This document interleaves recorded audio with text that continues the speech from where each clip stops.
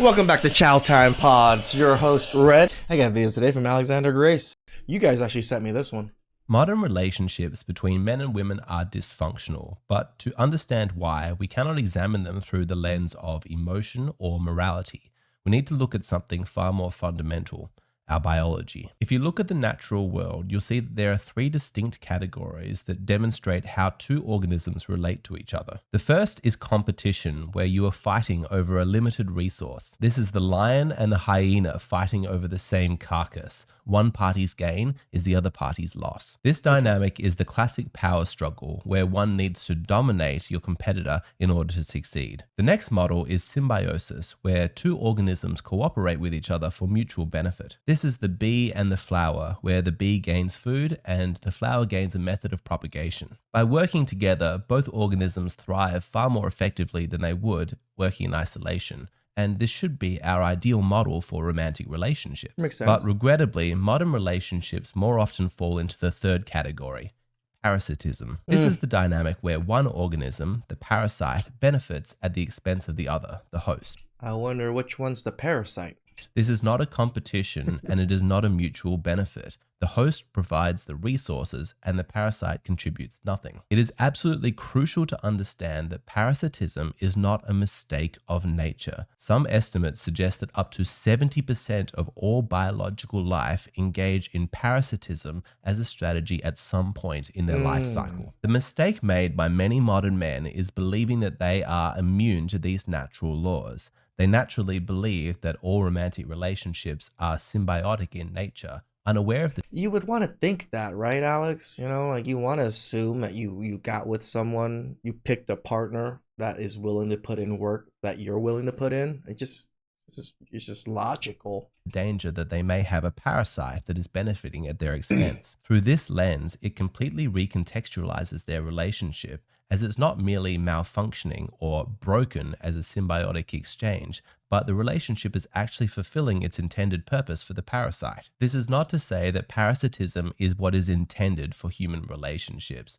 Naturally, symbiosis is the most efficient energetic state for two people to relate to each other. I mean, symbiotes, it makes sense to be like Venom and Carnage, where you're talking to each other, literally part of each other. You know, like that's one brain, one shared mind.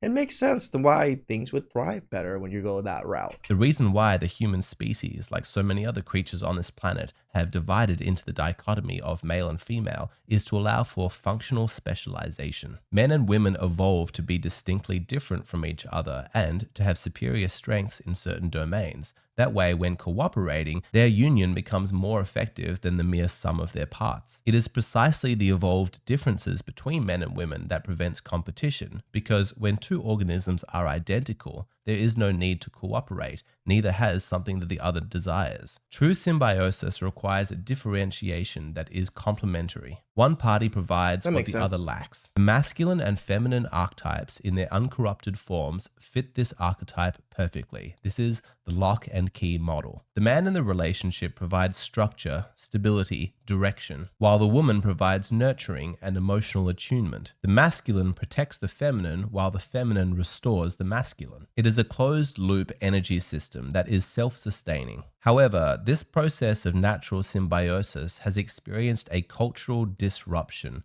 as society has rejected the key notion of differentiation. Suddenly, to notice and to encourage differences between men and women is not evidence of natural law, but social inequality. Under the ideology of feminism, the goal has been to reject symbiosis as a model and treat men and women as though they are same, which leads to two distinct outcomes. The first is competition. If women begin to adopt masculine traits and act like men, then the two organisms suddenly start to compete over resources. We're seeing that now with jobs, right? When women join the workforce, now they're competing for the exact same resources that men are competing for. As they see that they have nothing to contribute to each other, there is no need to cooperate, there's no benefit to be achieved. As regrettable as this development is, competition is relatively wholesome, as it's a fight for the same resource and it's reasonably clear what's going on. What's far more insidious is the other outcome: parasitism. This is becoming far more common, where women are rejecting feminine duties of submission and nurturing, but at the same time actively resisting adopting any masculine responsibilities, for provision or protection. It is a hybrid strategy where she demands the autonomy of a modern woman, while at the same time demanding the financial support and protection of a traditional man. Such a woman can be accurately described in biological terms as a parasite because she extracts the benefits of both gender roles while fulfilling neither. When examining Damn. Damn. That was bars right there, Alex. Right?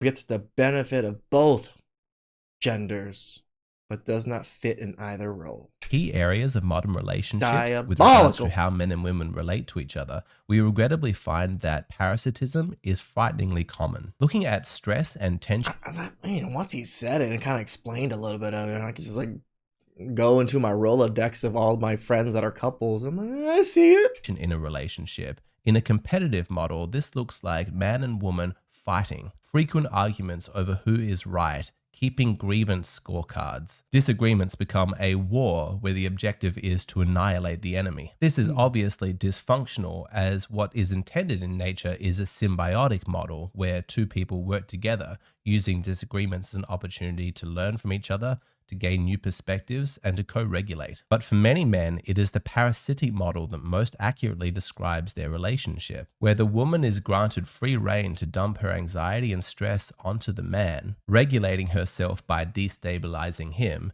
and yet crucially, this only ever flows one way. He is expected to be a stoic repository of her emotions, and yet she is not expected to provide the same nurturing and care in return. In this instance, she is a parasite because the peace that she is experiencing was stolen from him. Beyond the This is probably what a lot of simps probably reject. This idea that women are just leeching off of you. You know, they provide you with beauty and comforts, and their presence is enough. It isn't. It really isn't. Just imagine any other relationship as your friends, like any of your friends as a male friend. All they did was ever just show up. They never did anything else, and even then, they might show up here and there, but they never helped. They never really did anything with you. They just showed up. Is that really that great of a friend?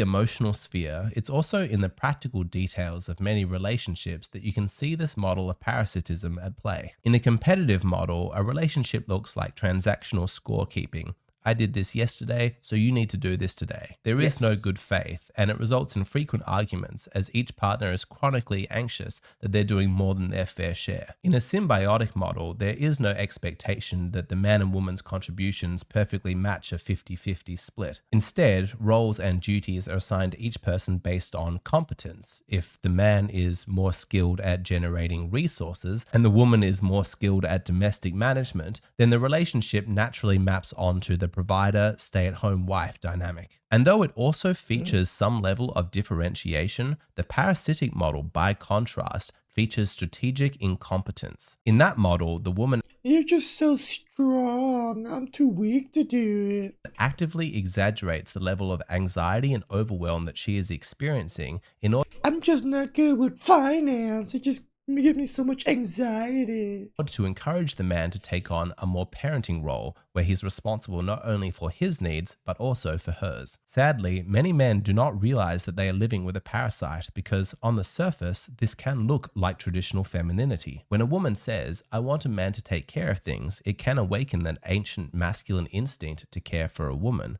But the key difference is that in a symbiotic relationship, while a man does provision a woman with resources and protection, he receives something in return. By contrast, when a woman is a parasite, she will demand the protection of a traditional wife, but she offers only the contribution of a dependent child. Men often see evidence of this early on in the dating process, where she invokes traditional gender roles in order to encourage the man to pay for their dates, while at the same time invoking modern feminist ideology to explain why she does not owe the man any traditional feminine duties. Again, many men are unaware of the fact that they are dealing with a parasite because, from a symbiotic perspective, they believe that provisioning a woman with protection and resources is part of natural masculinity, and they mistakenly believe that their sex life is evidence that the woman is making her own feminine contribution. But if they examine their sexual intimacy more closely, they'll see clear evidence of parasitism. While they do have sex, it is always the man who is initiating intimacy. Again, he is required to take the active role, while she can passively enjoy the benefits of being the one who feels desired and Mm. pursued. During the sexual act itself, he is the one who is making more of an effort to direct how the lovemaking unfolds. The length, the positions, the reciprocity of oral sex. And worst of all, outside of the bedroom, their sex life becomes a weapon that she can wield to get what she wants. Sex is held over his head like a hostage in a terrorist negotiation, threatening him that if he does not comply instantly with her desires, then their sex life is going away. She will also pathologize his desire if he attempts to initiate sex too frequently, accusing him of being perverted or obsessed with sex. She frames the normal I get accused of that all the time. human desire for sexual intimacy as though it is a moral failing in the man, with questions like, is this all you care about? What's important? Small portion, but it's the loudest portion. Important to understand is that you can be in a relationship with a parasitic woman even if there is a sex life. But the question that men need to ask themselves is whether or not she wants you or if she simply wants to be wanted by you. If sex This is so true. There's women that want to have sex with you, and then there's women that just want it, they'd rather just give you sex, right? Those are not the same thing. Giving you sex is just them trying to pay you off. Them wanting to have sex with you, that's fun. sex only ever occurs at her discretion and she treats your desire as though it is a nuisance that she needs to manage, then this is not a healthy symbiotic relationship. It is parasitic. A lot of men would be completely shocked if they actually did an audit of their relationship and discovered how parasitic their relationship truly was. But the reason for this is because parasitism does not display itself as a strategy openly from the beginning. It's something that occurs gradually. Again, looking at nature, it is the strategy of You would think that, Alex, but there's so many women that say, oh, you need to take care of me, you need to do all this, and they'll say that straight up front, and they'll say, no, you can't have sex right away either. So is it really, taking time and all of that? many parasites to appear harmless or even mutually beneficial at the beginning in order to gain a host's trust. At the beginning of a relationship, a parasite will make themselves appear as though they are offering symbiosis. She will be loving and kind, offering lots of affection, but you would be mistaken to believe that this behavior is evidence of symbiosis that simply turned parasitic later on in the relationship, when it is actually the chosen strategy of the parasite to appear symbiotic in order to gain access. What many men discover is that the strategy of parasitism is only revealed after the woman finds herself in a secure place, typically after marriage or childbirth. Once the masculine duties to the woman are legally enforceable, then the incentive structure changes. Before then, she had to earn the commitment of the male host. But now that his continued investment in her is legally mandated, and the cost of him exiting the relationship is catastrophic in terms of finances and access to his children, then the parasitic woman realizes that there's no longer any need to uphold the pretense that she is making an equal contribution to the relationship. Gradually, she winds down her feminine contribution. There is less domestic duties, there's less emotion and compassion and nurturing towards him, and certainly a decrease in the frequency of their sex. While she withdraws her feminine contribution, she maintains or even increases her expectation on the man fulfilling his duties. She demands that he spends more time with her, that he offers more emotional validation, that he This is a lot of marriages right here. increase his paycheck. At a certain stage, any pretense of symbiosis is completely lost. We have a full-blown instance of a parasitic woman existing purely off the resources and energy expenditure of a man. It's at this stage that a critical psychological paradox emerges, which is the resentment of dependency. A lot of men would imagine that if they are actively contributing more to the relationship than they are receiving, then this would engender gratitude and appreciation from the woman. However, they find the opposite. Instead of being grateful, the woman is frequently more hostile.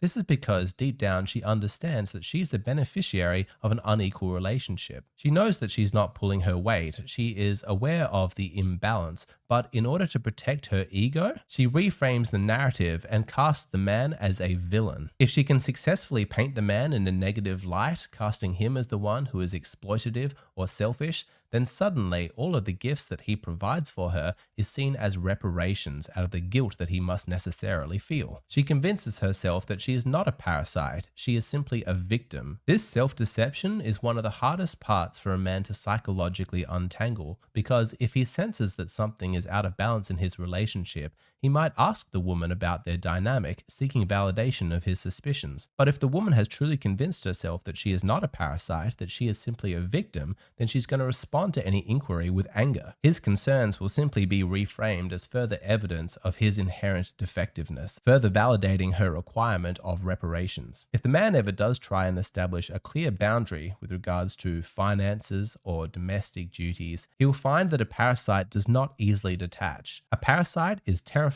of losing access to its host, and so if the host ever tries to remove it, the parasite is going to dig in deeper. A leech does not let go simply because the host shakes his leg. It simply clamps down deeper. In modern relationships, if a man withdraws his affection, she's going to accuse him of neglect. If he withdraws money, she will accuse him of financial abuse. Every attempt from him to restore fairness and steer the relationship back towards symbiosis is reframed by her as an attack on her safety. It's at this stage when many men finally accept the truth of their situation. They are trapped, they have a parasite that is feeding off of them, and they don't know how to remove the parasite without massive personal cost. Yeah, it's gonna be a lot of hemorrhaging. You can't avoid it. With this big of a parasite on your ass right now, yeah, you're about to start bleeding. It's true what they say. Sometimes you don't know that you're in prison until you try and escape. However, it is important to note that there are some men who will Damn, that was a sunshine. Very reminded me of the Jim Carrey movie. I forgot what movie. The Truman Show.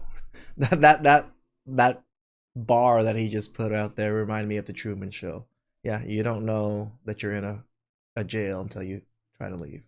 will never reach this realization. This is because the woman's parasitism has infected their brains. Again, we can look at nature for an explanation. The most advanced parasites do not simply attach themselves to the host's body, they actually infect their mind and begin to influence their behavior. There are certain fungi that attach themselves to the bodies of insects and then send spores into their brain, influencing how that insect moves, making like zombie ants and stuff.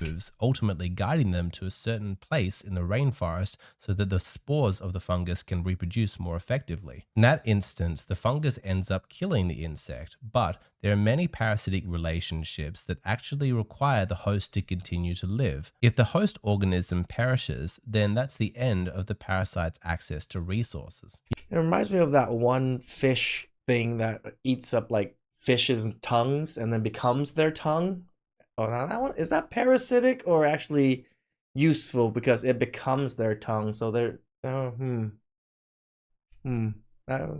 You can see why, from a strategic point of view, psychological hijacking is the most effective strategy that a parasite can employ. The host continues to live and to provide resources, but its behavior is now governed by the parasite. What's necessary for this strategy to work is to rewire the neural pathways of the host away from self-preservation. This must be disrupted, otherwise there is a huge danger that the host will discover the parasite and try and rid themselves. In human relationships, the most effective form of psychological hijacking is when a female parasite convinces a man that his exploitation is actually an expression of virtue. Men are neurologically hardwired for values of honor and virtue. If a parasitic woman convinces a man that it is honorable that he live with a parasite such as her, then her continued sustenance is guaranteed. It's just like telling men it's honorable to sacrifice yourself for women or other people. I mean,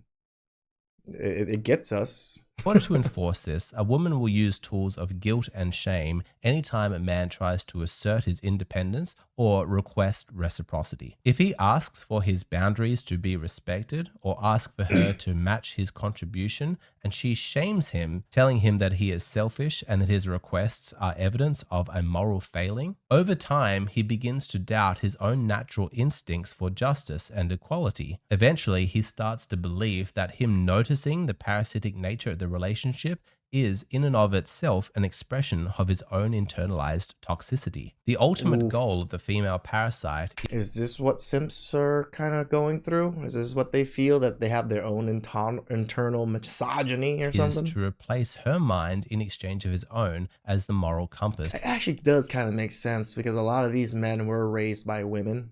These women already infiltrated these men since they were kids with this type of indoctrination That guides him. When he no longer has the capacity to independently distinguish between wrong and right and needs to seek confirmation from her for all of his decisions and judgments, at that stage the process is complete. If she is upset, then by default he must be guilty. She replaces truth as the metric by which he judges the quality of his actions. Facts to her no emotions. longer have any relevance. The only thing of any importance are her emotions and how she feels. Very few men will willingly surrender to this state of affairs. They will fight and they will resist, but when any attempt to independently assert their own judgment on a situation is met with ridicule, insults, and shame, eventually the whole process becomes so overwhelming and confusing that, from a perspective of simplicity and ease, he eventually just submits to her judgment as a means of keeping the peace. At this stage, he will also reject the judgments of any outside parties who try and warn him about the parasitic nature of his relationship.